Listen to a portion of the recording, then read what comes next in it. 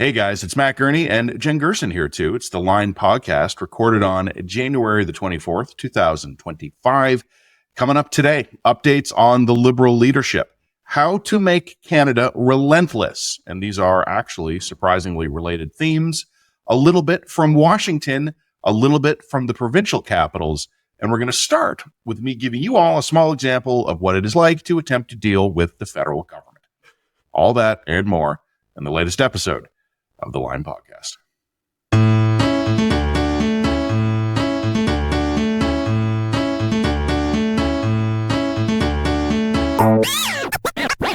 This episode of the Line podcast has been brought to you by Unsmoke Canada, which is dedicated to helping Canadians who are looking to quit smoking understand the full range of options available. Despite decades of government programs and increasing regulations, today nearly 4 million Canadians still smoke cigarettes. Adult smokers who choose to continue to smoke should be aware that other options exist. While not risk-free, alternatives such as heated tobacco, vaping products, and oral smokeless pot products provide a potentially less harmful choice. Smoke-free alternatives do not involve combustion or burning like smoking a cigarette does. Instead of heavily restricting access and information about these options, Canada's government should be adopting common sense legislation that will further bring down Canada's smoking rates and put information in the hands of Canadians. Information such as the relative risks compared to cigarettes. Because the products are not the same and they shouldn't be treated the same. It's just common sense. Learn about how a smoke-free future can be achieved at unsmoke.ca. Jen, we have a loaded podcast today. We have probably more stuff to talk about and we're going to get around to it. But I do want to start. You will be amused by this, but I'm offering it for the listeners because I want them to understand what it is like to be a journalist dealing with government agencies in this country. You can start to understand why we've made terrible life decisions. What happened to my hair. So I'm not going to name and shame because the person actually was very pleasant and cooperative, but let me just give you a small example. I had sent out a very banal media request to a federal agency this week. And what I was asking that agency was for a status of a project that had been scheduled to begin in December of last year. The last time I found any public information about it was November of last year. The project had been scheduled to start in December. And I just, here we are in January, I wanted to write them and just basically go, hello, what's the latest? Okay. Seems simple enough. This is not a high demand request. You're not asking for interviews. You're not asking for any background information. You're not asking for quick statement. Quick, just like one sentence. Fact Please box, let me know. maybe. Hey, we began operations on this day. Here's what we're doing. Yep. Okay. Which should be public information because a government should be able to explain to you in one sentence the status of any given project that they are working on with taxpayer money. That seems reasonable. I sent my email Wednesday at 12:42 Eastern time. Okay. 12:42 on Wednesday. Yep. Wednesday at 1:17, so barely 35 minutes later, Okay. I got a Well reply. done. Thank you. Got That's a reply good. saying we are working on your request. I had given them a deadline of 10 o'clock the next morning. Within 35 minutes, they have replied and said they're working on it. Okay. Then, the next morning at 9:32, so 28 minutes before my deadline, okay, they get back to me and say, we're working on this, but we're going to need some more time. We think we're going to need an extra hour. Okay. You can usually squeeze an extra hour, if you talk to the editor or whatever. Cool. 45 minutes later, 17 minutes after my deadline, but 43 minutes before the new deadline. The 11 o'clock they had asked for, they did reply. Okay. And the reply is, responsibility for this project has been shifted to this division. Please contact this person. Murder me. Okay. I didn't respond. It took them literally a day and a half about 18 hours. It took them 18 hours not to tell you what the one sentence update is on the public project that they're building with public dollars. It took them 18 hours to figure out who would hypothetically know, be able to answer that question. that question. And one of the things they didn't tell me in their immediate reply or the 2 subsequent replies was that it wasn't their job. Yeah, Matt, it took them 18 hours to figure out that wasn't their job. Within that 35-minute response time, which, by the way, was totally reasonable because maybe someone's having lunch or they're on a call or whatever. Yeah, absolutely. They could have gotten back to me and go, hey, Matt, sorry, this isn't actually in our wheelhouse anymore. That's been transferred over to these guys, and I forwarded your email. Yes, in which case you would have been able to get that information probably before your deadline, which was a very reasonable deadline, by the way, for what you were asking for. Okay, so I mean, for viewers and listeners who may not be aware, that is absolutely not only typical of dealing with absolutely any department of the federal government now, that's actually even pretty good. That was not my most frustrating government comms experience. I mean, we've made this rant at the line before, and I would love if any leadership candidate from any party were to take it seriously, but you can't function in... It's one thing to talk a great game about the importance of journalism and sort of maintaining a democracy, but when your government is literally so sclerotic that it can't provide the most basic information on the most basic timeframes, that's probably the biggest harm to journalism in a democracy than anything else running that you can control. There's this almost psychopathic absurdity, though, Jen, in this. Yeah. Because they're subsidizing the journalists they can't answer questions from. Yes, that's right. That's exactly right. We're going to subsidize the journalists to continue to not get literally the most basic information out of us about what we do here. What do you do here? I'm not, like, these aren't a gotcha this is not a gotcha question. This is not the, we found child porn on government computers. You have to respond to us by X before we run the story. Like, this is like, I would really like to understand how the bridge is coming along. Could you please tell me how the bridge is coming along? Hey, Matt, we've received your email about the bridge. And then a few hours later, Matt, I don't think we're going to make your deadline about the bridge, but hang in there because we're going to get you something. And then about an hour after that, hey, Matt, we're not building the bridge. It's not us. You emailed the wrong people. Perfect. Yeah, it's perfect. And just for the record, I didn't email the wrong people. Responsibility for the project has changed. So I did email the correct people if I'd emailed them a few weeks ago. Great. Now, I think you actually should name and shame that department. Thank you. I think it's time we start naming and shaming. I don't want to burn the person who did actually get back to me. The metaphorical bridge as opposed to the real bridge that they're no longer building. Got it. Okay. It's just the absurdity of we will pump hundreds of millions of dollars into propping up the news media in this country. And just to reiterate a fact that we've talked about before, Jen, the line does not take any of that money. No. But they're going to pump hundreds of millions of dollars into propping up legacy media. And because journalism matters and journalism is really journalism important. Matters. Yes, and why does journalism matter? Because journalism is the way that the citizens can gain access to information about how the government is functioning. This is like performing a life-saving operation on someone you're deliberately starving to death. Which, I mean, in Canada, we just call that MAID now. Yeah. Okay.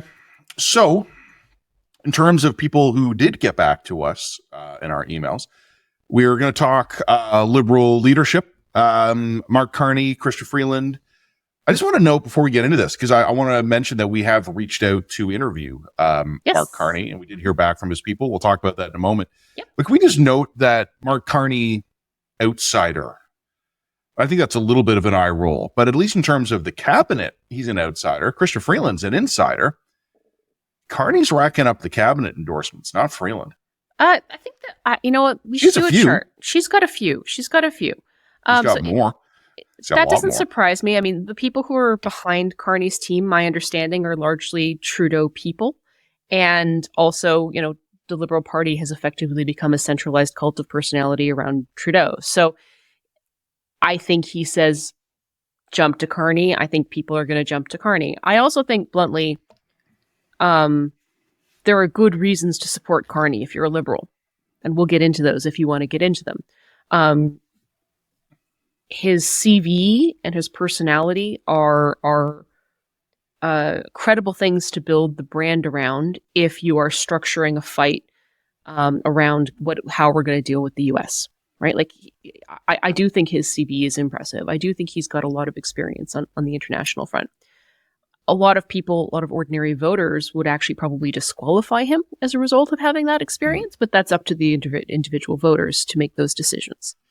Whereas Chrystia Freeland, I mean, she's actually announcing policy, but almost all the policy she's announcing is going back on the very things that she was the face of. I mean, the capital gains stuff, the carbon tax, what was the other one today?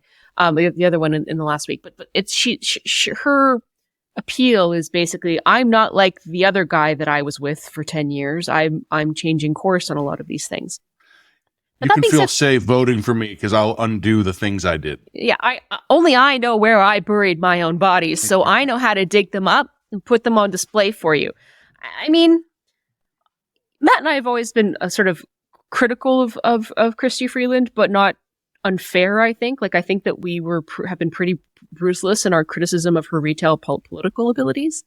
But I would say, if I didn't mention it last week, I think she has done some significant work to make improvements to those weaknesses. One of the things that I really noticed in her opening launch video, for example, was she'd lowered the tone of her voice. I thought that was interesting, and I thought that was smart. So she's taking on those criticisms, I'm sure not just from us, and she's actually working to address them. And I think that it's not a bad or how can I say this? What we know that she's smart, and we know that she actually has a view of the world and where it's going that is actually fairly aligned with yours and mine.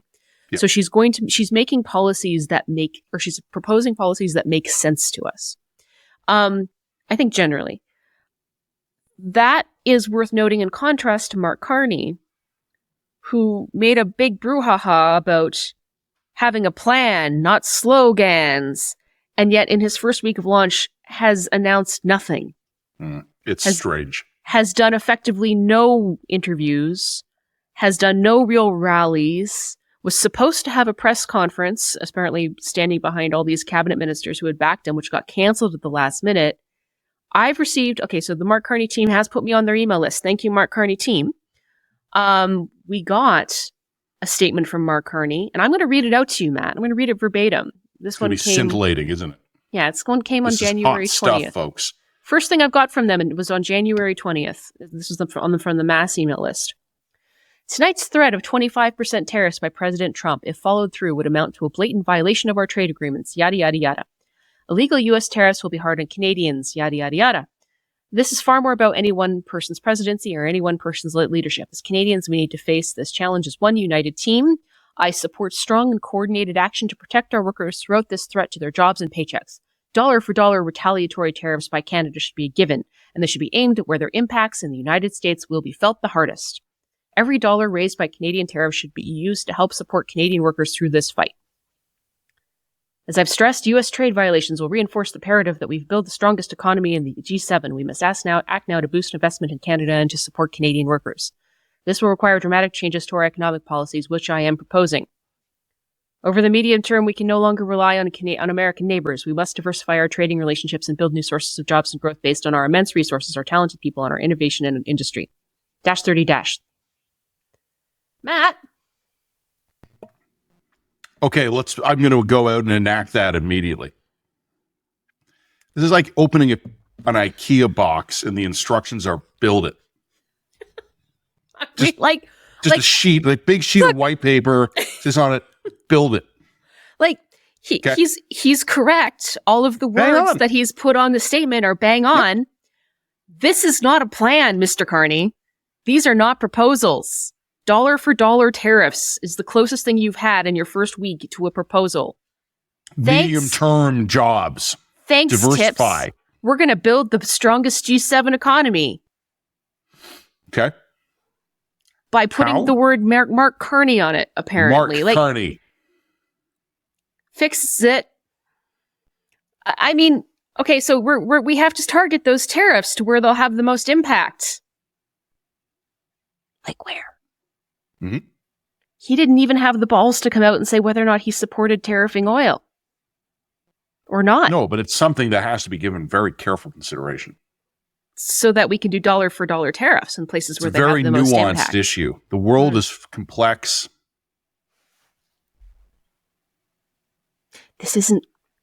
there's nothing here.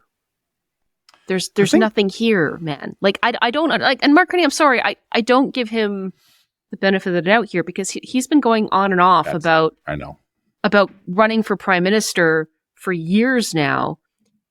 And he's coming to the table, and the only thing he has on, he doesn't have I'm Mark Carney, and this is why I want to run for prime minister, because I have this vision and this like suite of ideas I want to execute, and I'm really passionate about this.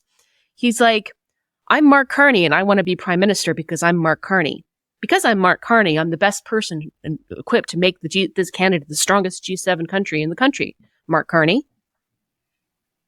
There's nothing here, man. There's no substance here. Now, am I going to have to eat my hat next week? Great. Sure. But you can't come out of the gate saying those conservatives have no plan, which we're going to get into that. Those conservatives have no plan. I'm a man of real substance, and offer absolutely effing nothing on substance. Nothing. What do you want to tariff? What do you want to do? This is how Canada, do you want we just to make talk about values. Yeah. And symbols. Value. Economies Canadians don't have values. People have values. Canadians need to know that we will always have their back, Jen. And this podcast will never apologize for standing up for a woman's right to choose.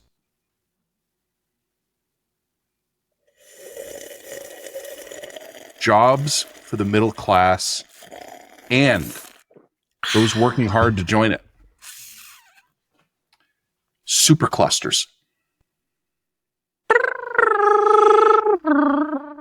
We're going to synergize the optimized efficiencies. What do you want to tariff? Medium-term prosperity for all Canadians in a challenging global environment will require diversifying our economy with the jobs of tomorrow. We're going to have to make changes to our economic policies, Matt. Thank you. Throw me in there. Throw us in there, man. We're ready. We're ready. Matt and Jen. We can run the country. We got it. We've nailed this. We would be no worse. I don't think we would be any better, but I could synergize the living fuck out of the optimized efficiencies. So it's what God put me on this earth to do. Okay. So I think that on that note, are we ready to pivot? Are we ready to pivot this conversation? I want to say one thing. So you bounced off this a bit, but I didn't want to get in the way of your Carney stuff. All right. You're talking about Freeland. So far, all of her proposals are like undoing all of her proposals. So carbon tax, I get it. Like, I think it's fair to say the Conservatives are pretty decisively won that public messaging battle. And economists and wonks and our friend Andrew will want to argue with us about it. But I'm just saying straight up. You lost. The battle was lost. So I'm not shocked to see all the Liberals. Gould, apparently, Karina Gould, God bless her, is the only one saying she's not going to scrap it, but she's going to postpone any further increases. So they're all in their own way trying to figure out how to make a tactical withdrawal away from the carbon tax. You and I don't remember exactly when it was because time flies, but the moment they announced the heating oil and Atlantic Canadian exemption, it was over. And the rest has just been details. Yeah. So I'm actually not that critical of Freeland for that. I don't think it looks good. I think it's going to be a problem for her. I think it lends itself to attack ads, but I get it. When she announced this week that she would not pursue the capital gains tax, I don't know how the hell the former Minister of Finance who announced the capital gains tax in order to build a more fair Canada can now decide not to do it. We're just asking the rich to pay their fair share, Matt. And it's what in order to younger generations of Canadians need to see. Yeah. Oops, nope, never mind. Sorry. Mulligan. And, what's wild about that one, this is a matter of politics, is that the carbon tax has been talked about so much for so long. The carbon tax, every discussion about it is now just sort of an amorphous blob. It's a cloud. just hovers over the Canadian political landscape. Capital gains is much more recent, and it was discussed much less. It's much easier to go back and find specific quotes from specific people, including our former finance minister. So when she made that announcement this week, first I laughed at a good just chuckle. And then I just started doing the Google box and looking up at what Freeland was saying about the carbon tax the cap gains 8 months ago. And the number of very serious liberals or liberal adjacent people who were all in on it. They were at war with Eurasia. And now this week they're at war with East Asia. We noticed. The Carney people, I don't know what their position on this is going to be. But if they choose to make a fight on this issue, they've got lots of ammunition against Freeland. And the unlikely chance that Freeland wins, the Conservatives are going to destroy her with this. It's too recent, too fresh, and too specific. That said, I mean, I do think it's also sufficiently wonky that most of the electorate won't care that much about it. Couple things that I do think this Freeland did was quite smart on this particular front was challenging Mark Carney to 4 debates in both official languages. The other thing she did specifically was demand a pledge that regardless of whether or not you win the race, that you run in an election, demonstrate that you're in it for the long haul. Sorry, I'm going to cough here. I think that both of those things were very smart. Because I just don't believe for a single moment that Mark Carney is going to stick around in politics if he can't be prime minister. I think that he's in it because he sees this as the coup de grace of an impressive CV. And he's giving me that impression because he's not coming out of the gate with a really passionate set of policy proposals of things he wants to implement, which is what I would expect from someone who had the type of CV that he had, making the type of criticisms that he's making. He has a CV problem, and it's not even the one that you were talking about before, whether or not this is the mood right now, the national mood, crying out for a central banker to come save us. I don't know if that's the vibe, but there's another problem with his CV, which is that if you're riding to the rescue on the basis of being a policy-oriented wonk who is here to combat the empty career politician sloganeer, and you've got no policies to announce, what are you? And I know I'm not just trying to echo a conservative talking point here. I don't want to annoy listeners and viewers with this. I'm not trying to say this in a particularly partisan way. Oh, trust me, we're going to give the conservatives some shit coming right up. In a moment. Yeah, I know. Yeah, stay tuned. But one of the attack lines that is already shaping up against Carney is just like Justin. And I think I've seen hashtags to that effect. You've got a policy wonk who's talking like a politician. He's talking about values and in vague generalities, just like Justin. You've got a guy who is vacuuming up Justin Trudeau's cabinet. He even kind of looks like him. I'm not like you wouldn't mix him up in a lineup, but just in terms of the demography of these guys, there's no fresh face of change. So you're taking a refined wealthy, middle-aged white dude who speaks in generalities and avoids specific policy commitments with the backing of his cabinet. And you're replacing him with a wealthy, middle-aged white dude who speaks in generality and avoids policy commitments and has the backing of the previous guy's cabinet. Okay. Sure. I just work here. Whatever. Cool. Do what you want. Look, on that note, I think we should like and subscribe to The Line because I think we have I think that leads us to a very exciting second segment. And it's an exciting second segment that I would like to term Asshole Canada.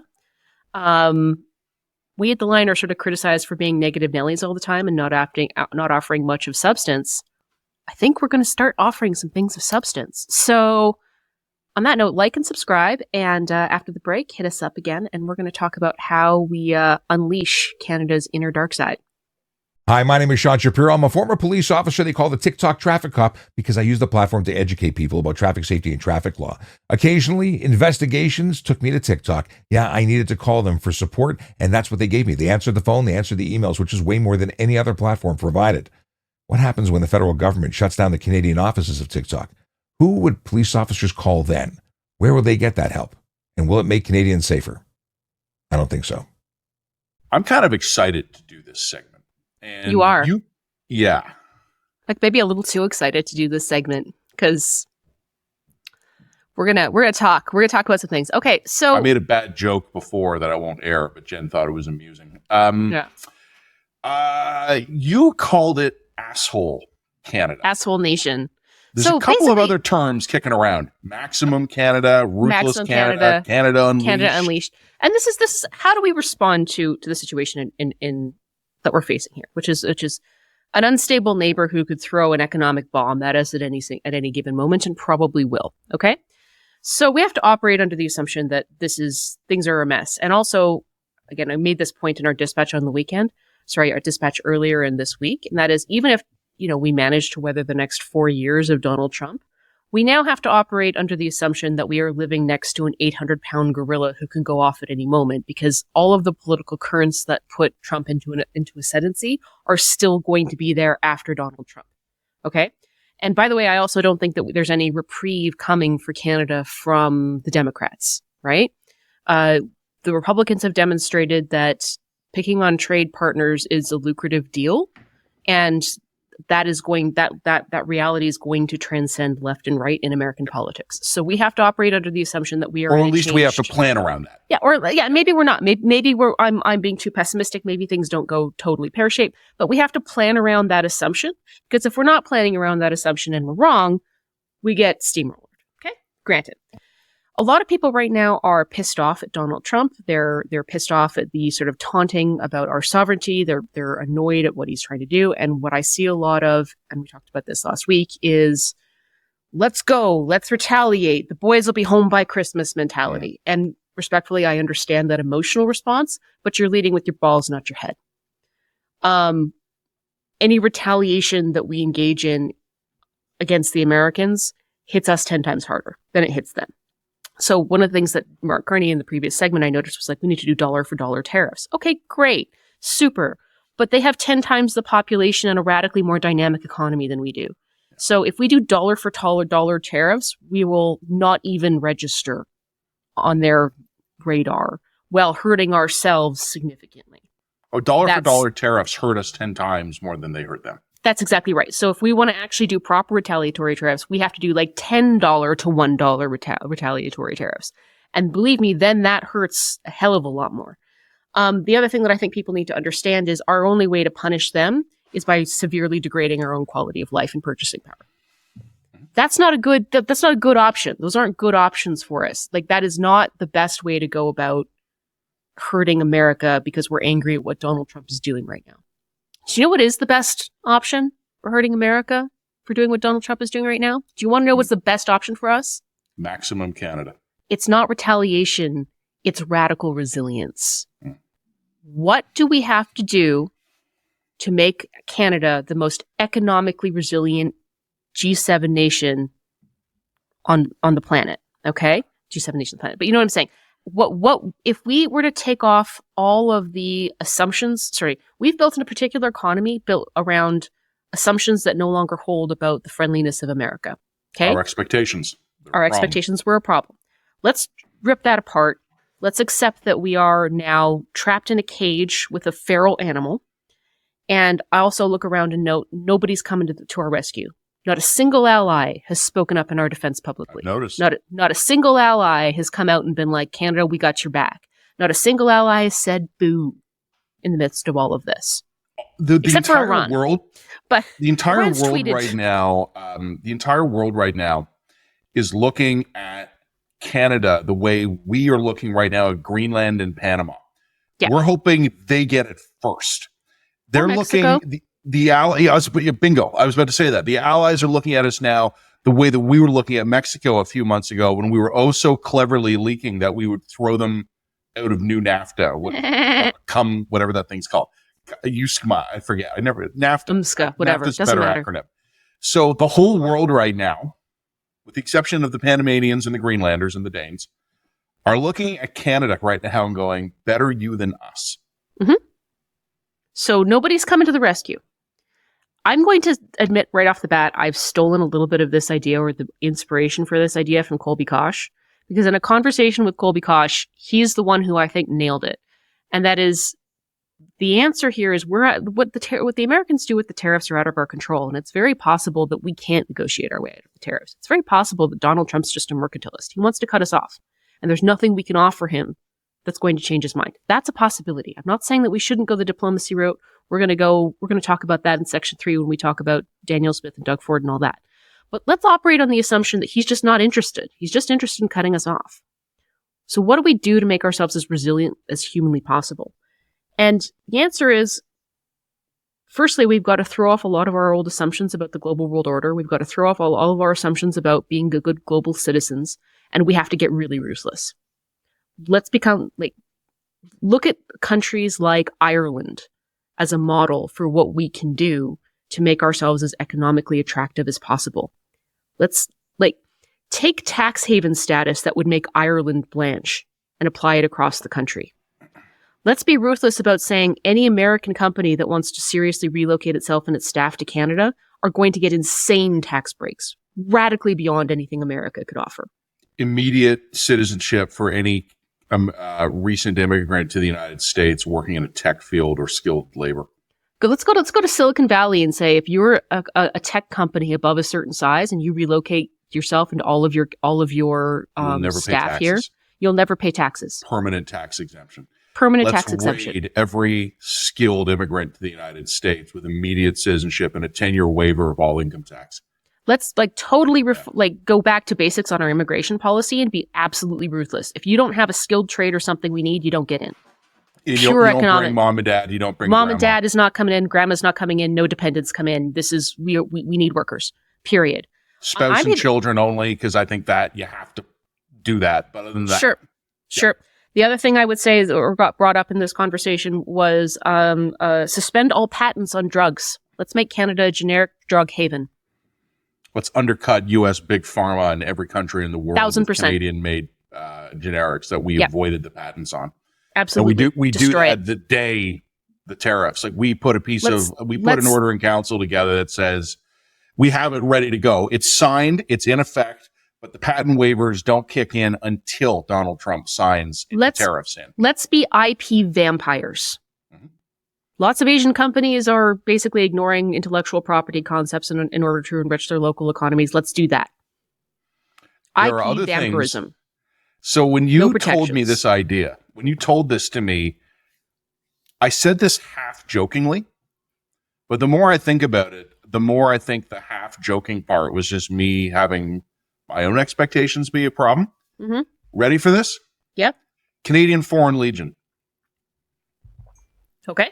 Every psychotic ex-mercenary with a bunch of domestic violence charges and some DUIs who has to run from justice in their own country gets into Canada, no questions asked, but they have to serve in the military for 20 years. How about this? You don't like carbon taxes? How about negative carbon taxes? Every gallon of oil produced in Canada, every barrel of oil is a tax reward. And also, I'm willing to embrace some economic nationalism in the pursuit of this vision. Why not? Let's expropriate a 1 mile wide swath of the entire country, east to west, and build nothing but pipelines. Pipelines in every direction. Oil, gas, natural gas pipelines in every direction. We declare a national emergency in the face of tariffs and imminent economic threats, and we bulldozer that shit through. Fuck your business plan. No, this is not about business interests. This is about strategic interests. And sometimes you got to build it and they will come. So let's get pipelines going in every direction using a national emergency directive.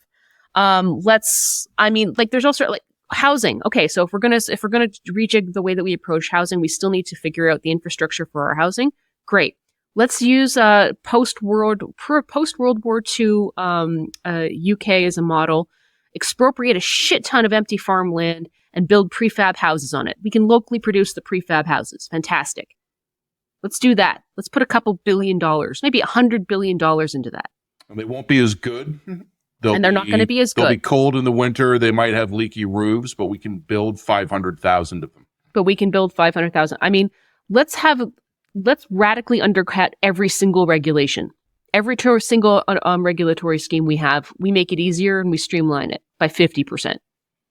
Like everything. Like how can we outcompete the Irish Tiger model in terms of making ourselves the most competitive jurisdiction for attracting investment and talent in the world?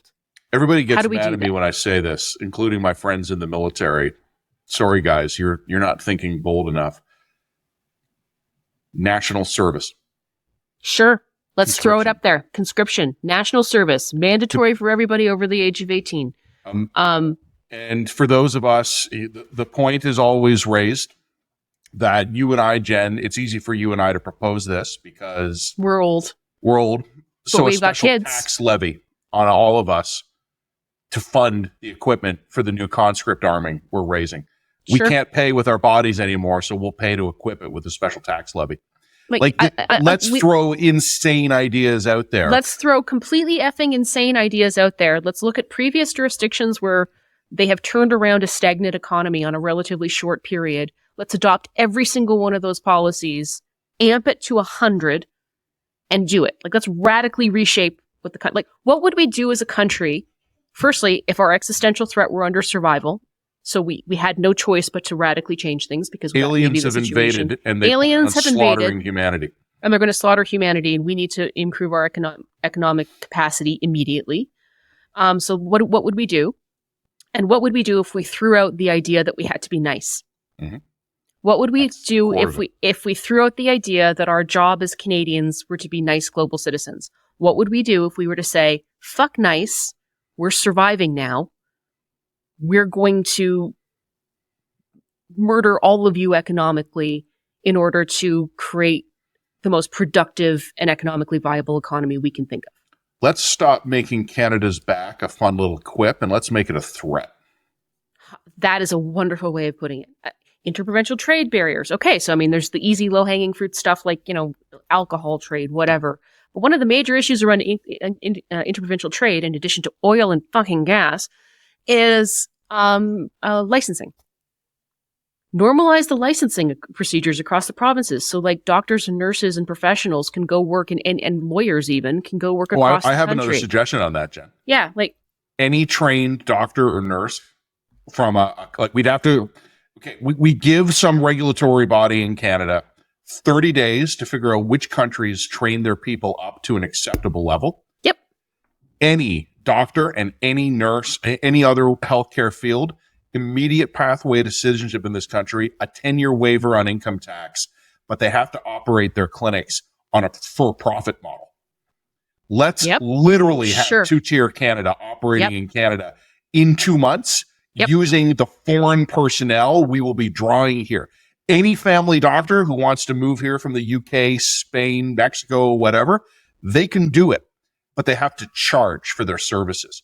What I'm asking, so this is pertinent to the conversation to the Conservatives, because Conservatives, I've been trying to tell this to you for the last month, and you don't want to listen to it. Carbon tax election is dead. Maximum Canada election. The question is maximum Canada. You can't go into this election purely on economic nationalism. Boo, boo, boo. We hate Donald Trump. What you can do, and what you will have a mandate to do, is to radically upend every economic norm that the country has in the pursuit of making us wealthier and better off and better able to withstand whatever Donald Trump wants to throw at us. That's how we win. That's how we survive. It's not putting tariffs on toilets and orange juice and saying booyah. We win and survive by out-competing America on its own terms. That's how we fucking win. How quickly can we mass produce safe nuclear reactors domestically and put them in every fucking strip mall in Canada? Yes. So that we have so much electricity. So much cheap energy, we don't even know what to do with it. That we fire gigantic laser beams into space because we have nothing else to do with it. I mean, one of the other ones I was looking at is we're putting a lot of investment into things like AI compute and Bitcoin farming and all that kind of stuff.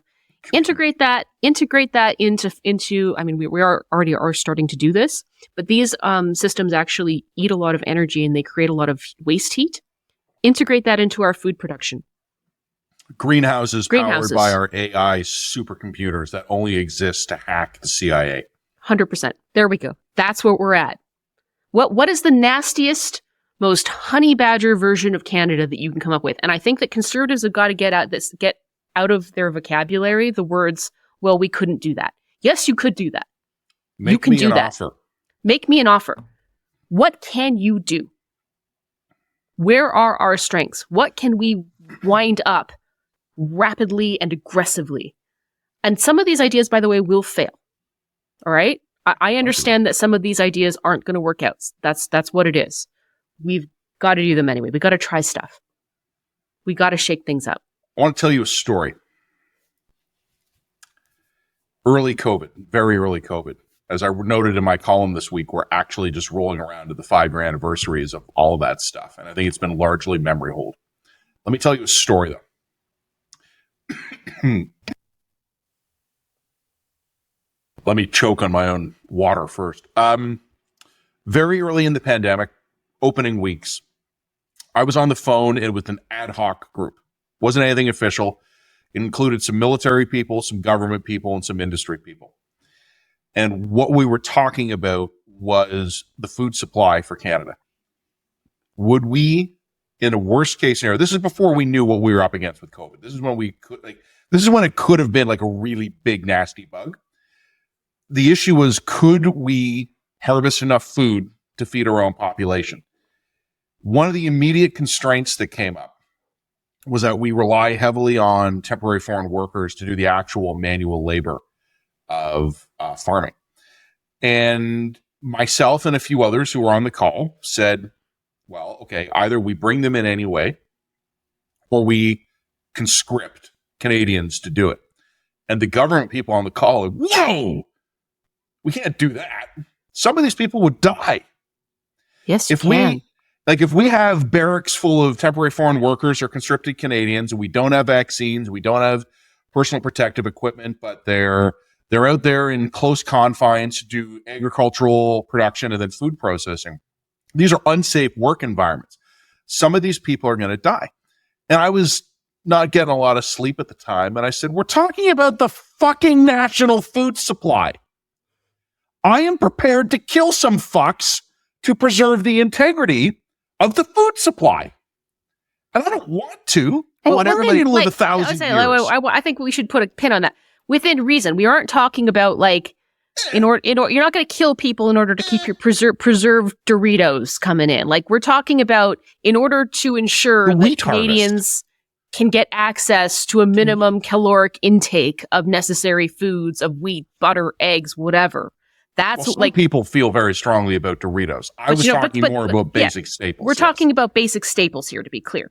And it was this incredible bureaucratic mindset where, like, I would say 3/4 of the people on the call were thinking in terms of catastrophic collapse in international trade and North American agricultural production leading to a Canadian famine. Yeah. 1/4 of people on the call were thinking in terms of occupational workplace safety standards. Right. And you have to be able to shift mindset if you're going to move quickly, because in normal times, you're right. You do want to put the emphasis on occupational health and safety standards. We're breaking the glass now. Fuck your occupational health and safety standards. We need to start thinking like it's a crisis, because it is. And that means we have to put things on the table that wouldn't be able to be put on the table during ordinary times. I remember saying on the call, if the cost of feeding 40 million people is 50 agricultural workers die, how do we feel about that? I feel sad, but I'm going to go with that. And I think 3/4 of the people on the call agreed, and the ones who didn't were the government bureaucrats. So here is my main suggestion for Maximum Canada, and I don't know how we do it. We basically need to do a 1-for-1 replacement of everyone in the civil service and most of the politicians, if not all of the politicians. Now, we probably need fewer of them, so maybe we actually want to do a 1-for-10 replacement. But there has to be a mindset change, because the biggest thing holding back this country are our expectations. Mm-hmm.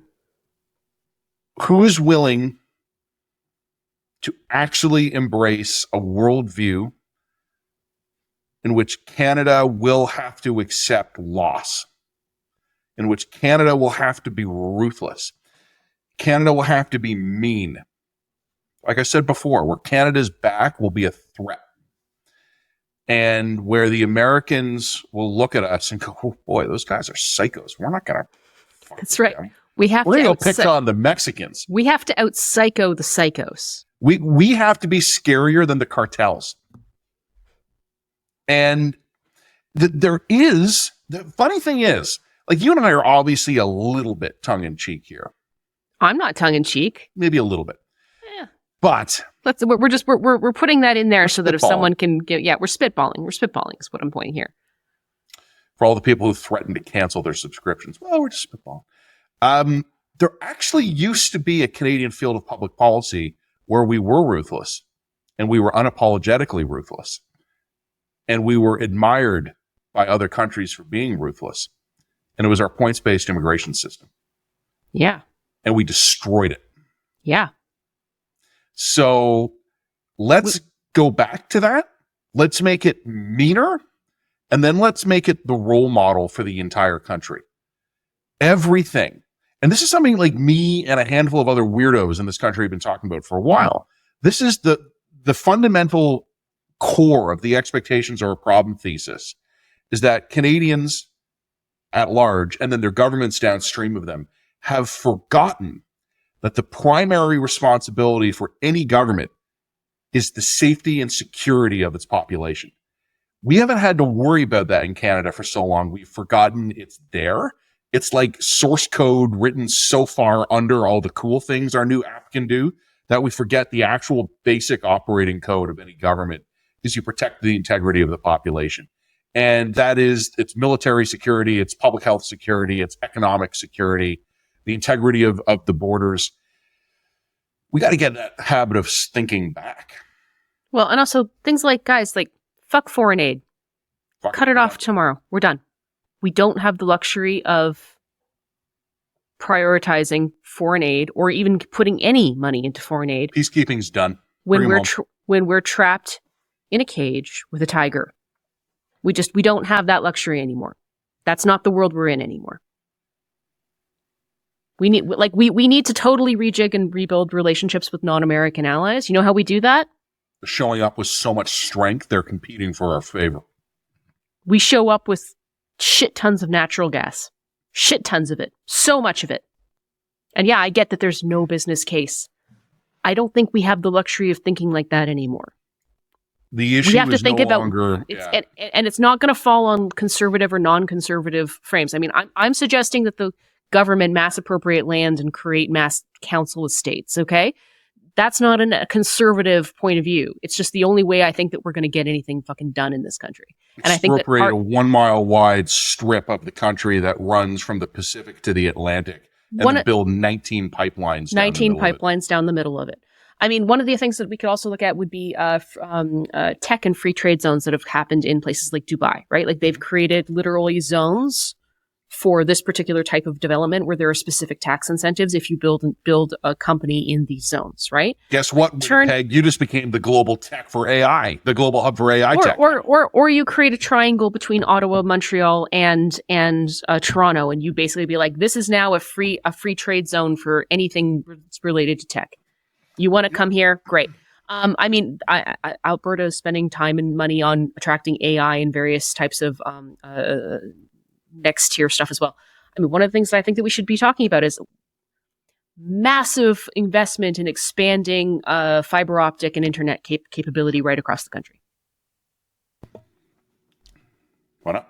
Let's make the country, like Canada, the most well-connected, fastest speed hub of internet anywhere in the world. I mean, this is presuming, of course, some kind of quantum collapse doesn't happen and we wind up having to go back to analog, fine. But I'm saying like that would be in an area where we could put into an area where we could compete. Destroy the oligopolies. Fuck you, Rogers. Fuck you, TELUS. Fuck you, all of you. I'm willing to open up the entire country to telecoms. Tomorrow. It's gone. It's over. Every airline that has an acceptable safety record now has rights to fly through Canada. And I'm willing to include the Russian ones, like even acceptable safety record here. Like you might find not a lot of Russian airlines passing that. Okay, well that's Aeroflot. I think Aeroflot I've flown Aeroflot. We could probably make it happen. It's not great. But yeah, I mean just destroy these economic non-productivity boosters. We have to just crush the griftocracy. Just pound it under our foot. You ready for a fun one? Let's go. End official bilingualism.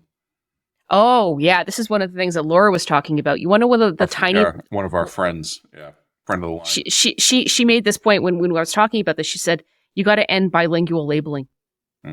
It's not a huge cost, but it's one of those tiny little friction points that makes it hard for a lot of companies to buy and sell here. And because of our official bilingual labeling requirements. Sorry, Quebec. It's over. We can't do this anymore. We can't be nice to you anymore. We've got to be mean. I wonder, constitutionally speaking, how much the feds could override the provinces and the municipalities. Mm-hmm. Just to come in and basically say effective immediately, exclusionary housing zoning is over by federal fiat. If I were conservatives, I'd be having legal analysts looking into those questions right now. I'm willing to bet they don't. I'm willing to bet that the last, 27 minutes on this podcast is putting more thought into what we need to do than any of the parties have done. Because I think pretty much everyone is just stun-fucked right now. So we're telling you need to get over being stun-fucked, and you need to start thinking creative, and you need to start taking the words, but we can't, out of your vocabulary. Yes, we can. This is why I think you'd have to fire half. Yeah, you're going to have to fire anybody who is in any way an obstacle to a radical overhaul in any department, in any level of government, basically gets fired immediately. The other thing you need to start talking about, right to work legislation, especially for the civil service. You need to completely destroy the capacity of the public sector to oppose change. You need to crush it if you want to make this country able to survive. And this isn't about me liking unions or not liking unions or anything else.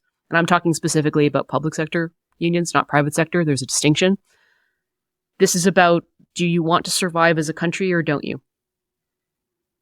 No, and putting it in those terms is actually clarifying. Really refreshing. Right? It's clarifying. Some people honestly will answer, "Oh, I wouldn't want to live in a Canada like that." Okay, then you can live in the United States. Then you can live in the United States, which is what it's going to be. Yeah, well, you can live in northern Puerto Rico.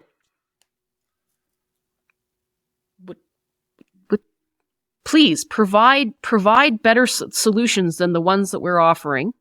Puerto Rico del Norte, I guess. I'm trying to think. Del Norte. Puerto Rico del Norte. I mean, yes. I mean, by all means, I'm open to putting any idea on the table that increases our economic resilience. And I think everybody should be regarded and stop treating this as a partisan conversation or a non-partisan right-left issue. Like, I'll consider ideas from the left. I'll consider ideas from the right. We should be putting every idea on the table with the full understanding that we have a potential existential threat on our border right now. That's, I'm glad you said that, right? Because I was going to make the point that, like, you hear guys like Doug Ford, Dominic LeBlanc, Melanie Jolie going, all options are on the table. Okay, well then where's my Canadian Foreign Legion? Well, no, this is all options are on the table. They haven't even started to consider what that means. I know. It's a slogan. It's a slogan. Okay, so I want to walk, it's funny. I want to be at one of these press conferences where they say all options are on the table. I'm like, do you support a Canadian Foreign Legion? Do you support a natural resources corridor that is expropriated? Maybe we get the king to do it for us if we have to. And we just pave it down the middle. It's like the Canadian Super Freeway that runs from Vancouver to Halifax. You can still put wildlife like bridges over the top if you need to. That's fine. We don't have time. Fuck the moose. Fuck them. If we find out that we can raise our GDP 0.01% by making some species of bug go extinct. We go, okay. That's right. Because that's just the way we're going to have to function. Or we surrender.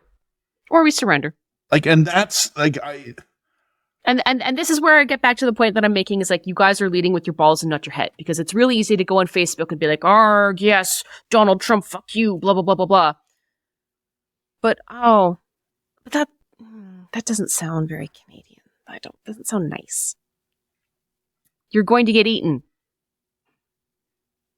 Angry comments on Facebook about Donald Trump are not going to fix this. let's create a special unit of Canadian intelligence whose only job it is to steal Bitcoin from Americans. Sure. Yeah. Let's do it. 100%. And back to the crown, baby. Back to the crown. It's like the king's Bitcoin now, baby. Let's start our own meme coin, but only let Americans buy it. And then we'll cash it out. And we'll just do this every 6 months. It'll be amazing. Let's buy all the Indian scam call centers and unleash them on like the Metro DC area. No one can make a phone call. Brilliant. Sure. I think we need to start making America realize that the girlfriend they moved in with seemed really nice. She's until they moved crazy. And then now that they're stuck together and they share a credit card, she's fucking nuts. Well, I think Canada needs to unleash its inner crazy girlfriend. I'm going to quote Watchmen, the movie. You all think I'm stuck in here with you. You're stuck in here with me. That's the mentality. That's the mentality, guys. That's where we need to get to as a country. And yeah, Canada's back. Oh no. Like they're going to fucking kill us. They're going to bomb us. They're going to take our industries. We're going to totally destroy all of your IP and all of your drugs and start using Canada as a major manufacturer of generic drugs so that all the Americans have to go back to like driving north to get their cheap, I don't know. Reverse all recent gun control laws. Train every Canadian high school student in how to use a sniper rifle and make possession of them mandatory in case the Americans come. Take the Swedish. Yeah, that's the Swedish approach. The Swiss. Oh. Or I guess Swedish as well. Yeah. Yeah. Let's be Swiss about this. Every Canadian is trained in the use of firearms and keeps them at home ready for the call-up signal. Let's go fucking bonkers. Yes. Yes. Surrender. Or surrender. Because like this is what I hear Doug Ford and Melanie Jolie and Dominic LeBlanc all talking about. They're wearing Doug Ford's got a hat now. Mm-hmm. Canada's not for sale. That'll show them. Our hat should be let's go fucking bonkers. That's our hat. And I think that this is also important to understand because look, and I'm going to reiterate this point. It's not just we have to wait out Donald Trump for 4 years. That's presuming that he's gone after 4 years, everyone. They're already talking about I think the Republicans are already talking about removing the term limits. They're already talking about removing the term limits. And when he dies, who's going to replace him? Probably someone from within the Trump family or someone self-selected within that political dynasty, which is in the process of enriching and enshrining itself, okay? So there's that. Secondly, even if America remains a democracy, and there's no guarantee that that will be the case, even if that were true, all of the currents that got Donald Trump elected are still going to be ascendant currents. And they're becoming not even currents anymore. They're wearing themselves into rivers. They're wearing themselves into rivers, and they're doing so to such an extent that even the Democrats are going to start having to pivot their own policies on these positions. So, like, the next Democratic president is not going to be the guy who's like, we need to reestablish a good friendship with Canada. The next Democratic president, I almost guarantee you, is going to be like, let's be ruthless in our trade negotiations with Canada and Mexico. Like, there's no way out of this situation on the assumption that America is going to suddenly see the light and see that the idea that being nice to us is like a politically feasible position domestically. It's not going to happen. And by the way, we should have clued into that in 2016. But we didn't. There's no excuse for us not to have clued into this 8 years ago. We've squandered 8 years by not realizing this. Think of how psychotic we could be.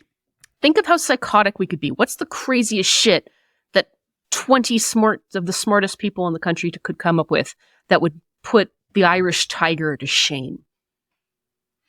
The funny thing is, too, again, before anyone cancels en masse, we are slightly joking, which is we're not really, but saying we are no, I'm gives not. us cover. Sure. A lot of what we're talking about here is sort of leaning into advantages.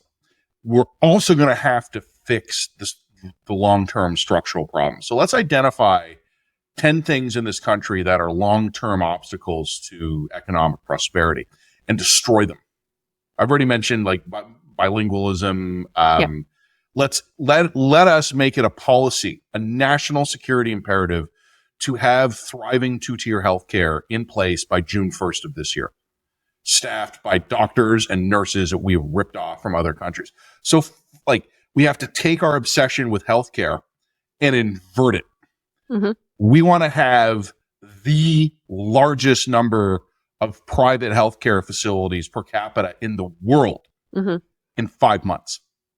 We want to fire as many teachers and decertify as many unions as necessary to make Canadian STEM performance the highest in the world by grade 8. I don't think that we need to fire the teachers. I'm all for hiring as many teachers as we possibly can, but we have to destroy the power of the public sector unions to make them non-productive. There's going to have to be wholesale personnel change. The public sector unions. The public sector unions. We have to get back to being a country that takes performance seriously. Because we can't continue to stagnate as we've been doing and not get eaten. We're going to get eaten. And in order to get back to a naturally good resting place, we're going to have to overcompensate for a generation. That's right. That's right. We have to go full cycle. Basically, the whale is coming and it's coming to eat us, and now we're going to have to row really, really, really hard. And that means we're going to have to throw some cherished ideas about ourselves overboard. Or we're not going to be the thing anymore. It's just what it is. And like, as I said, if it's not Donald Trump, it'll be the next guy. Or the guy after that. Expropriate all the land necessary and bring in whatever foreign companies are needed to have high-speed rail operating between Quebec City and Windsor in 5 years. Sure. I think that, as I said, there's some corridors that don't make sense for high-speed rail, but a Toronto, Montreal, Ottawa triangle high-speed rail network on a dedicated rail line that isn't having to share. Like, VIA is embarrassing. Mm-hmm. VIA is embarrassingly poor. For a country that was built on the railroad, that's insanely ridiculous. We might have to nuke the post office. Yeah, we're going to have to nuke the post office. I'm torn on the post office. We'll see. We'll see what the analysis says in the post office. But what would be the meanest way we could utilize the post office? What would be the most? How about this? We expand Canada Post to compete in the United States. But how would we do that? How would we make Canada Post competitive with FedEx and Purolator? I don't know.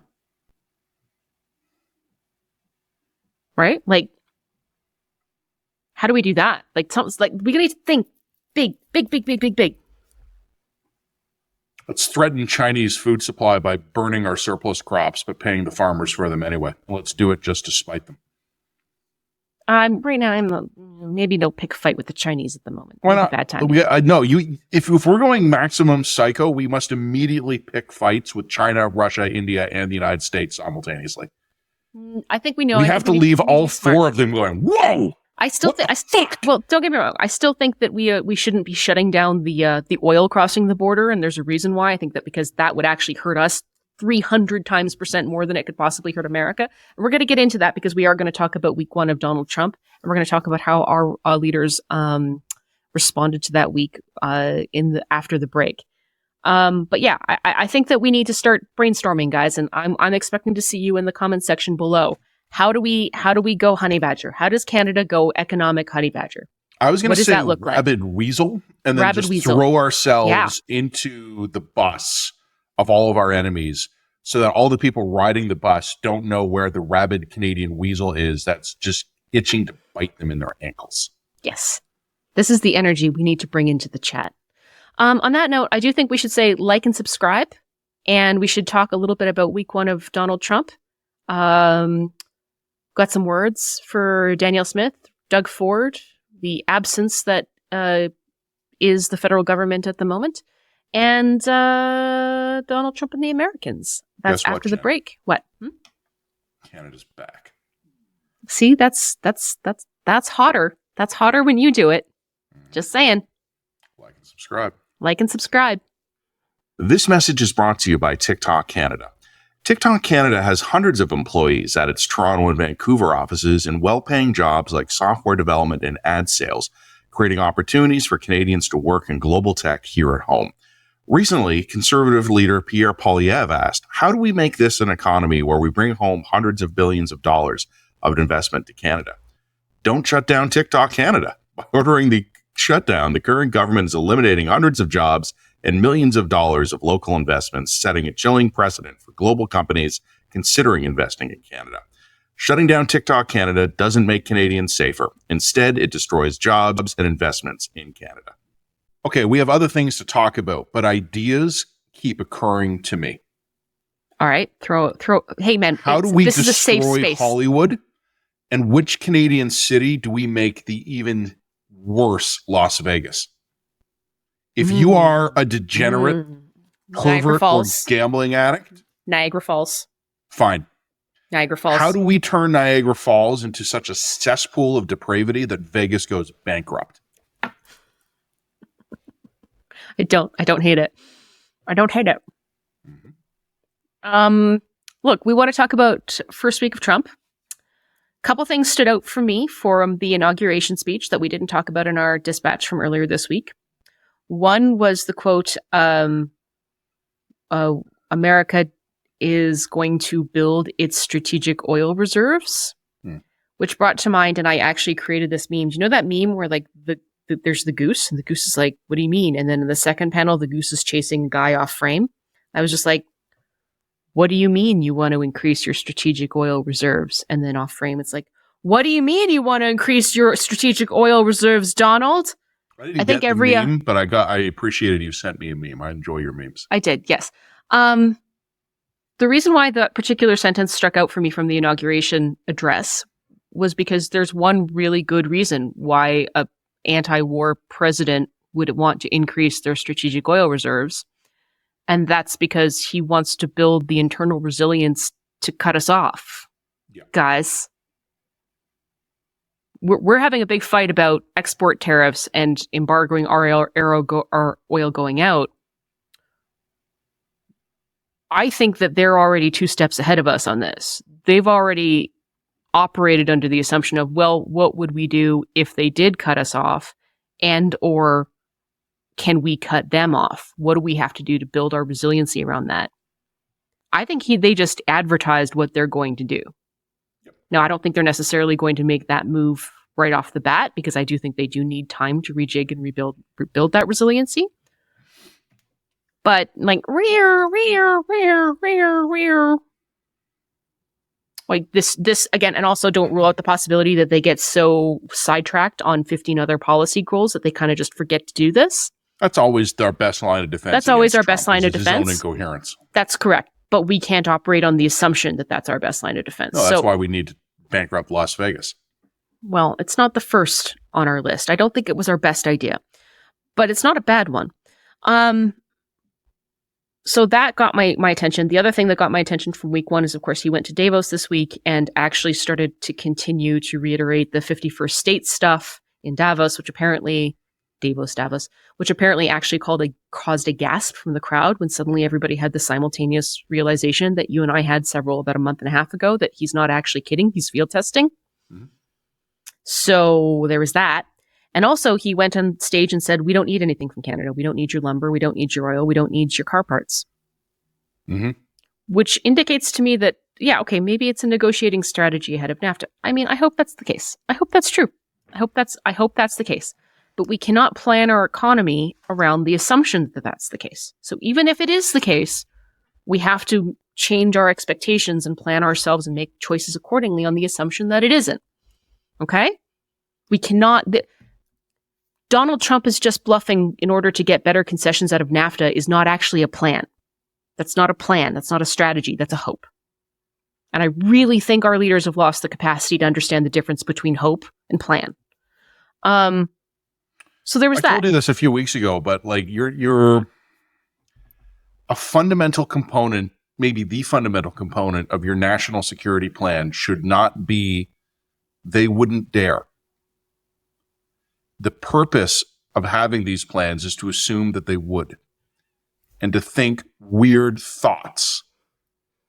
Think the weird thoughts. There's this great TikTok or Instagram meme. I'm not sure which one it was, but it's this woman who Say yells, the weird thing. Say the weird thing. Yells in the camera. Say the weird thing. Now, most of the ones that come back to it, because it's a meme and the internet's a weird place, is hilarious. It's people saying things that are actually just weird or bizarre or random and funny. But actually, as a matter of Canadian public policy, say the weird thing. Yeah. Anyway, so on that note, we had inauguration this week. We had a total absence of any kind of coherent leadership or message from the federal government. So cool, I guess. No, not at all, Jen. They did reiterate that all options are on the table. All options are on the table. That's right. And then we had kind of a weird good cop, bad cop dynamic between Doug Ford and Danielle Smith. And you had Doug Ford playing bad cop and getting a lot of plaudits for playing the bad cop. This is we're very much in the boys will be home by Christmas stage of the war. People are really excited when they see their Canadian leaders, take an aggressive stance against America, because of course it doesn't cost us anything to do that. And you had Danielle Smith actually go down to the United States and do the inauguration circuit, make all the connections, make the inroads, talk to people, attend all the balls. And she got nothing but flack, especially coming off of her comments last week about, no, we can't shut down the oil and gas, you numbnuts. Don't be ridiculous. So she's getting treated as like traitor to Team Canada, quizzling to the coming New World Order. And Doug Ford is being regarded as kind of a hero.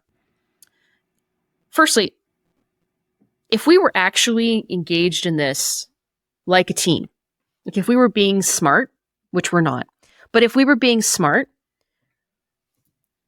this is actually what we would be choosing to set up. We would have Doug Ford be playing bad cop.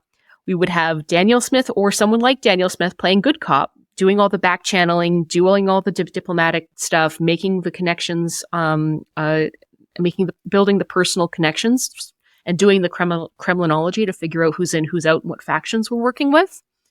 We'd have some faction working with the Democrats and like focus maybe like a Wab Canoe, someone like that, building inroads with the coming resistance, building inroads with the Democratic side. We'd have EB and BC maybe doing some radical stuff to fix drug policy. And then we'd have like someone in Saskatchewan taking front on border. And then all of this stuff would be getting coordinated through the federal government. And a lot of it would be a kind of, we would allow the premiers, you would position the premiers like so many chess pieces, and we'd be treating this like kabuki theater, right? And like, yes, Danielle Smith is going to take the more conciliatory tone. Doug Ford's going to take the more hard tone. We're going to see where there's openings and weaknesses. And then we're going to come back, treat it like Team Canada, and coordinate, figure out like, what did we find out and how do we strategize from there? But of course, we're not smart. We're dumb. And we're not coordinating, and we're not doing any of this in a smart way. But I'm saying between Smith and Ford, we may have stumbled ass backwards into a correct strategy here. So Smith does her thing in the inauguration circuit. She, I think, has done more work actually building inroads with the incoming administration than the Global Affairs Canada has done probably in the last 30 years.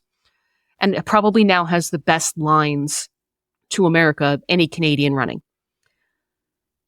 And then she puts out a statement that says, okay, guys, they're not moving forward with tariffs right away. Focus on diplomacy. Don't be too aggressive. Don't make too many sudden moves. Let's work the diplomacy angle first, essentially.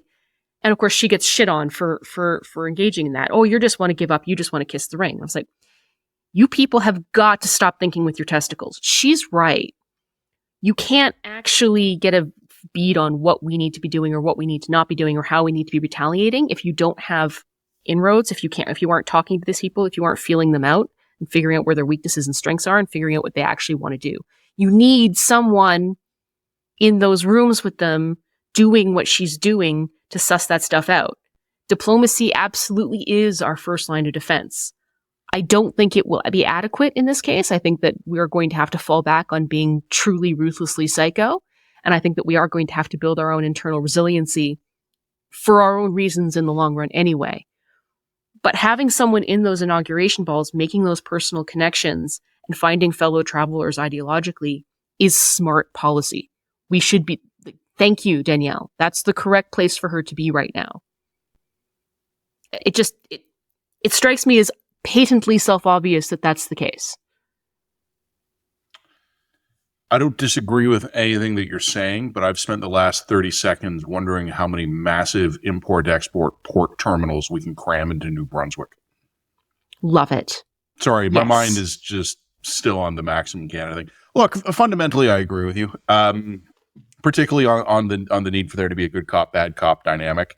Mm-hmm. I mean, there isn't a ton of difference between our last segment and this one on that front, because what we're basically talking about here is a go bonkers policy. Let's go fucking bonkers policy for our political and our diplomatic things, and having an actual strategy in place to basically be working the U.S.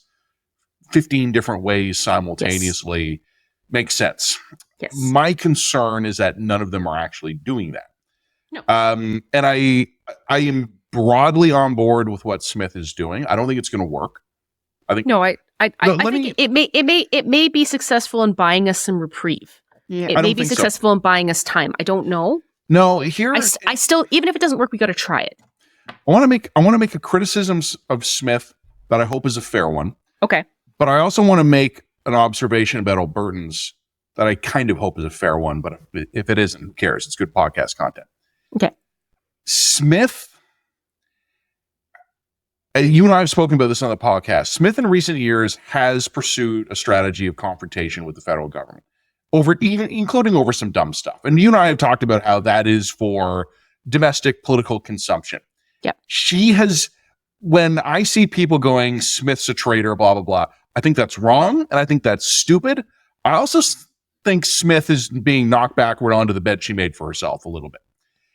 As a country, we should not, as a matter of national interest, be pursuing policies of maximum confrontation with each other for provincial election benefit. Like, this is part of the getting over ourselves process that we're going to have to go through. That we're going through in the second segment. On this issue, I like what she's doing.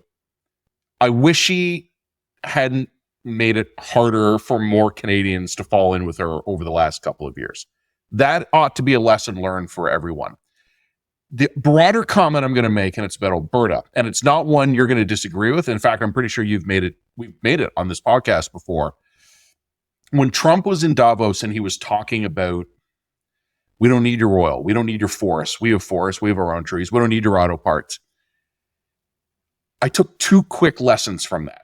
One of them is that Trump or someone near him, probably the latter, is doing an effective job monitoring Canadian media and understands Canada. Mm-hmm. And they are fully aware of how we are seeing this. And I don't know if Trump was signaling or if he was just running at the mouth, because he does both at different times. But the Americans obviously know how we are likely to respond, and they're signaling that they're ready for it. And I think we should take that seriously.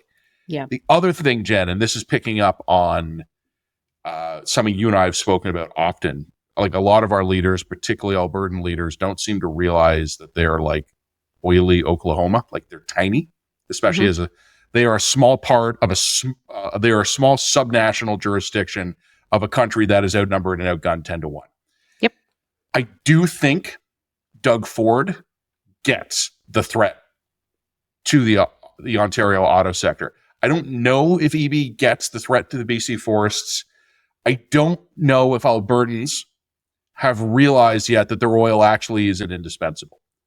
I do think there is this recurring theme in some of the Albertans I'm talking to of he can't dare.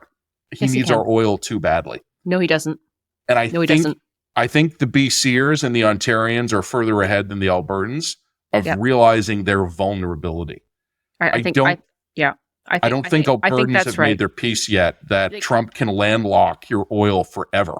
Well, and if he chooses to. And he won't really pay much of a price. He can destroy you for the cost of a minor inconvenience. And he might. That's correct. And yeah, just as we have to get the words, but we can't out of our vocabulary, we have to get the words, but he wouldn't out of our vocabulary. That's correct.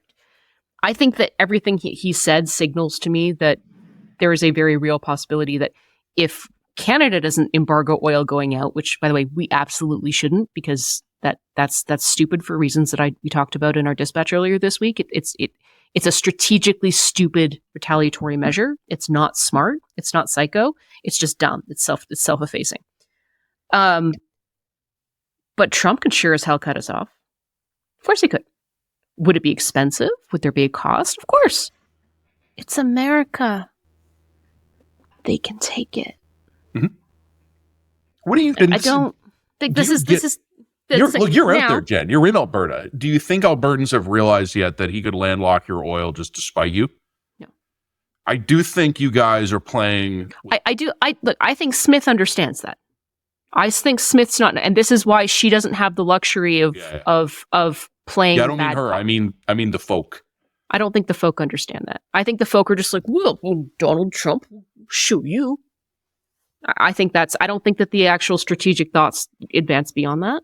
What I'm seeing though, Jen, I'm seeing something. What worries me is I'm seeing something in some of my Albertan friends and contacts a little different than that. Mm-hmm. It's more of because you said it a minute ago. He wouldn't dare because our oil is indispensable. No, it's not. Our oil is irreplaceable. No, it's not. He absolutely needs our oil. No, he doesn't. And I don't think that's I've heard that. I've heard that from Jason Kenney, and I was astonished. I'm like, dude, if America wanted to be, it could be fully energy independent.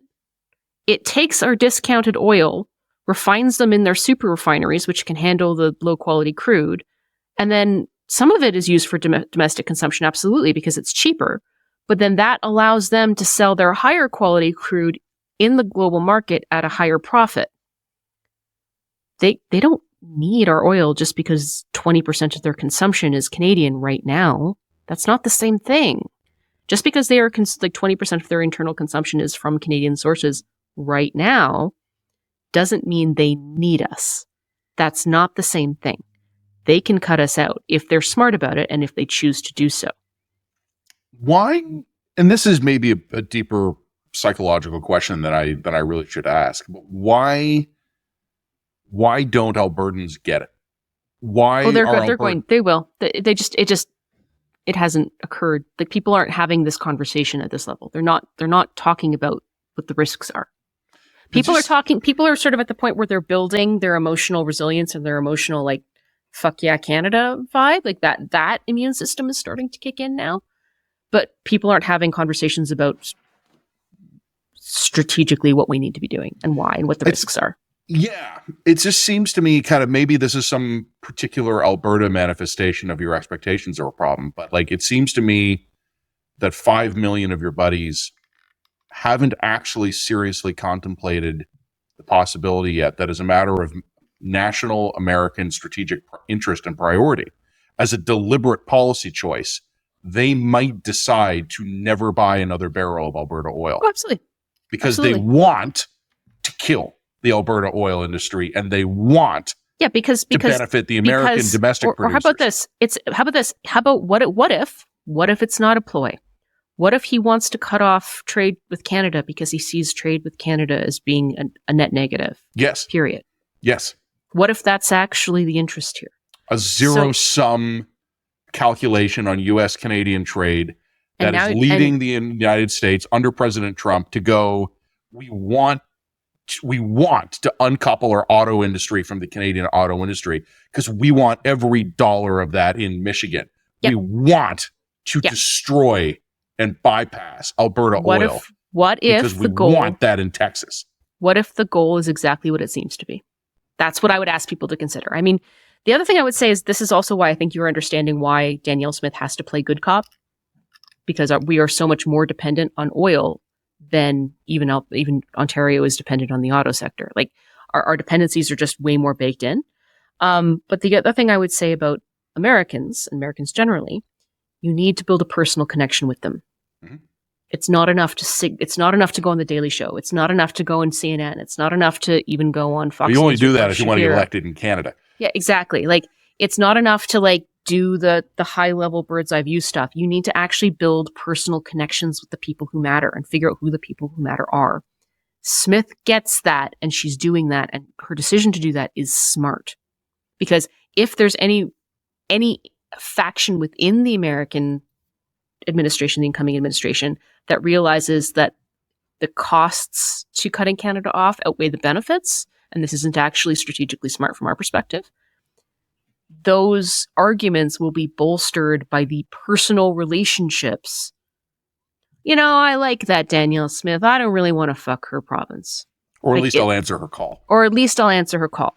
Like, that's kind of how these guys function, and it's how they think. And if you work with a lot of Americans, you know, building face-to-face personal relationships is really important to Americans. It's a huge part of their culture. To a degree that I think a lot of Canadians don't entirely understand. We have a much more distant and digital culture. But they need to see us as people. They need to see us as actually real. And one of the problems that Americans have, from our perspective, is that foreigners aren't real to them. We're not real to them. We're not real people to them. We're just, as my husband puts it, we're like birds. We don't exist. We're not real. And if you can get through that and be like, no, we're people and we have interests too. And like, you know, let's work together. They're much less likely to fuck over someone they actually know and like than they are some remote asshole they saw on CNN. Right? So now what Danielle Smith is doing right now may not work. It might not work. It might not be enough. It might be that like the momentum against Canadian trade is so high among the factions that are incoming, and the right faction gets put in at the right moment, and Donald Trump is tired one day and he signs off on an order and goes to bed. Like, any of that can happen, and it may very well be that Danielle Smith's diplomatic efforts do not pay off. I totally grant that. She still has to be there. Someone still has to be there making those attempts and trying to make those diplomatic connections, because that's how Americans fundamentally work. I want to wrap a little bow around the second and third segments here just by slightly modifying something you said a minute ago. It's only slightly. You said Americans need to know us. They do. And they need to be fucking terrified of us. Like, we need them to know us, and we need them to go, you know what? I like doing business with them. They're honorable. They deliver. They're as good as their word. And I know they would like kill me as soon as they would look at me. So we need to actually, we need to flip the psychology here. Well, and also, do you know what? We kind of have that reputation going for us. Do you remember when Kevin Vickers shot the shooter in Parliament? You know, yeah, I do. Like that's, and didn't make a fuss about it. There was no drama. There's no great heroism. This guy wasn't going in with a bulletproof vest or a SWAT team. He just, took out the gun and got the business done. And then he went and reported to the prime minister. But I actually had a conversation with an American writer about that. And I asked him, why did Americans react? Like, they were like, holy shit. Why did they react that way to this guy? And he's like, there's something about Canada's kind of, it betrayed a sense of ruthless stoicism that isn't really present in the American mindset. Yeah. No, and all kidding that's aside, like we need to be channeling the Kevin Vickers energy.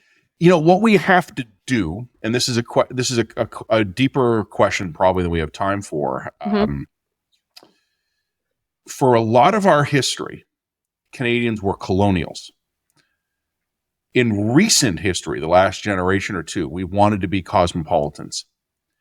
But for a lot of our history, the Canadians were the can-do guys who would show up, storm into the German trenches and beat them to fucking death with improvised truncheons, steal their watches to send home to mom, and then go home for tea.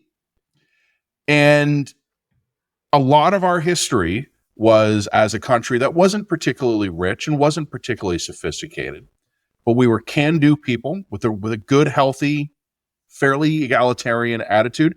Look at what British generals used to say in the Second World War. They'd say about the Canadians, they don't stand on ceremony. They're not as class conscious. It's a much more egalitarian. The officers speak more casually with the men and vice versa.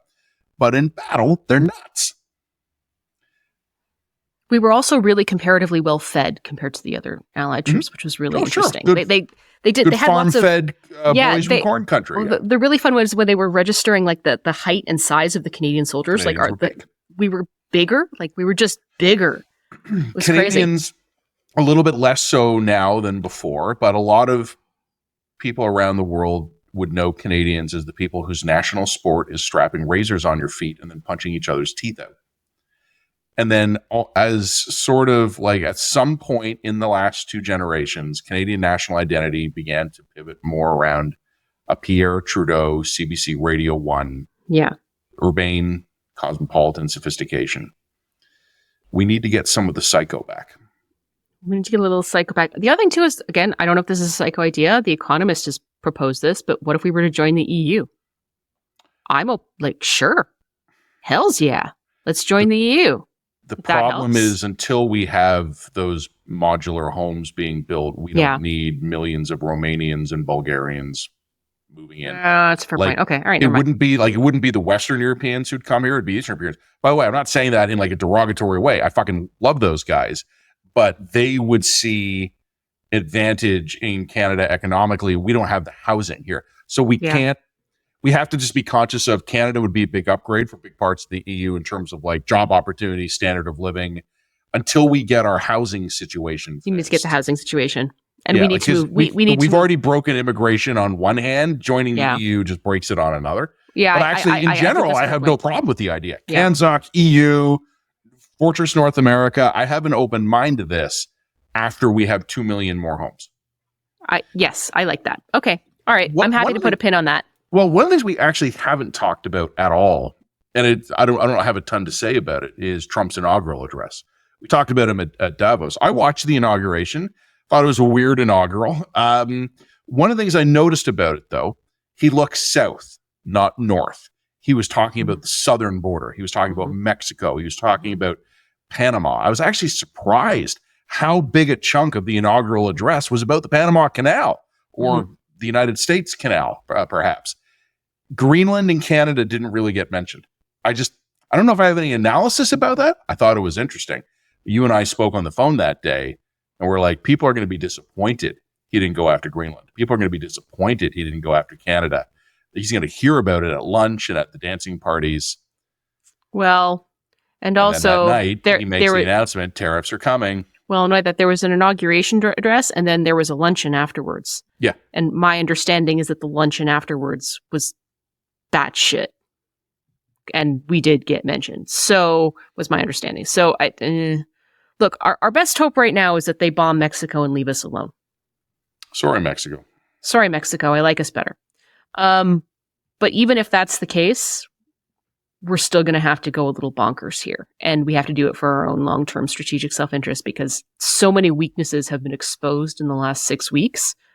If we are expecting to survive as a country, we got to start rejigging the hull here. Make Canada scary again. Kevin Vickers energy, strong Kevin Vickers vibes. Too, because make him our national mascot. Make him our national mascot, man. Put that guy's picture above every single goddamn computer in every single civil servant's office. What would Kevin Vickers do in this situation? Make him the new Terry Fox. Don't get rid of the old Terry Fox. No. He was fine. badass too. Great. But the two icons of Canada and the new role model of Canadian identity is the young man struck by illness who sacrificed a great physical pain to help others, and the dude who dispassionately blew away a homegrown ISIS fucker and then went right back to doing his paperwork. Yep. Because you're not wrong. The Americans, like national founding myths are important. The Americans have always had that sort of gung-ho, conquer and master the West energy.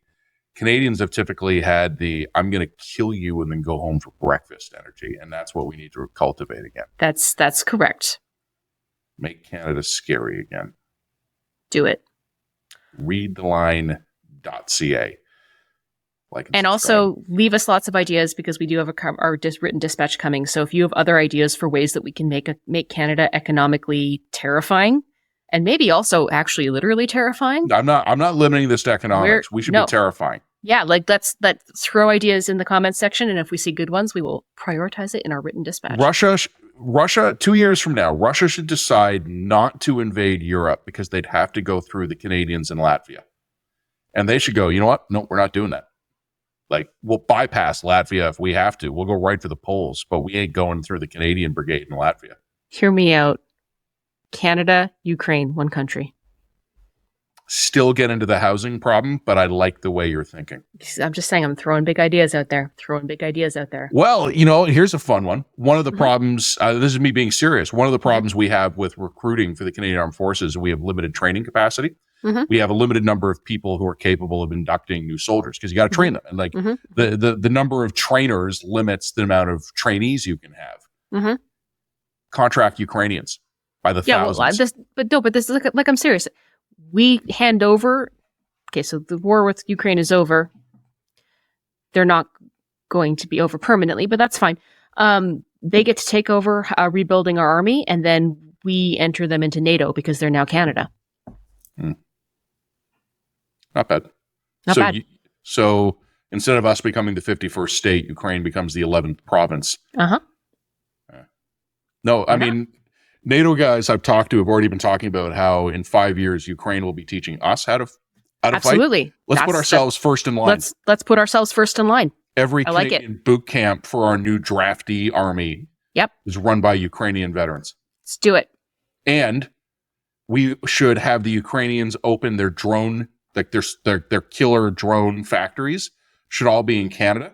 They can take as many as they need. We keep the rest for ourselves. Well, and also so NATO is not going to vote to expand membership to Ukraine because they don't want to provoke Russia. That's fine. They can't stop Ukraine from becoming Canada. It's time for Russia to be worried about provoking Canada. That's right. I'm saying, just like there's nothing. Think big, guys. Think bigger and crazier. And crazier. The largest killer drone munition factories should be in like Scarborough and Laval. Love it. And Calgary. Yeah. Okay. On that note, like and subscribe, www.readtheline.ca. Bye.